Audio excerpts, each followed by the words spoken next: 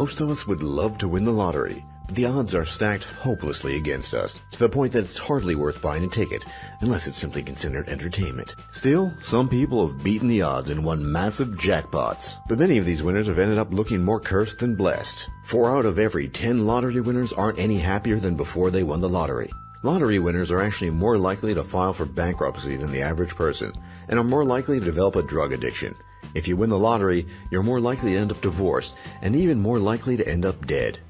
To help you succeed where others have failed, we've compiled a list of 10 things you should never do under any circumstances if you win the lottery. Number 10 is having a stash of illegal substances inside your home. Or you could end up like a North Carolina woman who won a staggering $188 million Powerball jackpot.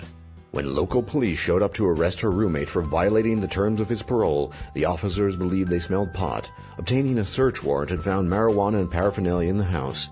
The 26-year-old mother of 4 was cited and arrested for possession, proving that even if you're lucky, you're not above the law. Number 9 is throwing your lottery ticket into the trash.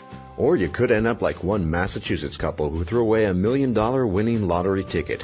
While the two realized their mistake and dug their ticket out of the garbage, you may not be so lucky. So it goes without saying, keep track of your winning lottery ticket. Number 8 is telling everyone you know. If you win millions of dollars, most people immediately feel the urge to brag to every last person they know. The trouble is that telling everyone you know before you collect your winnings puts you in danger, and in more ways than just one.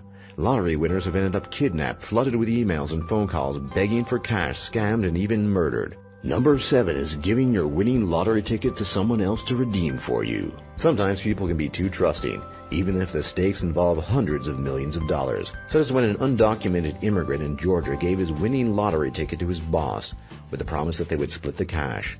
Instead, though, his employer took the money and ran. Number 6 is bringing your winnings to a strip club. If you try this, you could end up just like Jack Whitaker, who brought $500,000 to a strip club and was robbed of $545,000 in the same strip club. Number 5 is believing that you are the best person to manage millions of dollars in assets. If you go from living a paycheck to a multimillionaire, does it seem likely that you will know the best things to invest in and the best financial planning strategies? Some lottery winners have taken investment advice from naive relatives and their friends who are both unlikely financial experts. Many lottery winners who took their financial matters into their own hands ended up in bankruptcy as a reward for their initiative. Number 4, don't assume you're a genius at business. Chances are that if you hadn't started any businesses before you bought a winning lottery ticket, you probably hadn't already started one for good reasons. For instance, Ken Proxmire, a tool grinder from Michigan, won $1 million in the 1977 Michigan lottery and used his winnings to indulge his inner entrepreneur. He opened up a chain of stores with his winnings. Several years later, his business failed, and Proxmire was left with $100,000 in debt. Number 3 is not paying your taxes. In the United States, your lottery winnings are taxable, but for some lottery winners, taxes are just too much of a bother. For instance, one man in Pennsylvania ended up in prison after trying to avoid paying taxes on his lottery winnings. This probably doesn't need to be said, but pay your taxes. Number 2 is giving all of your winnings away. The worst example of this is probably the wig maker Janet Leigh, who blew her fortune on charity and political donations.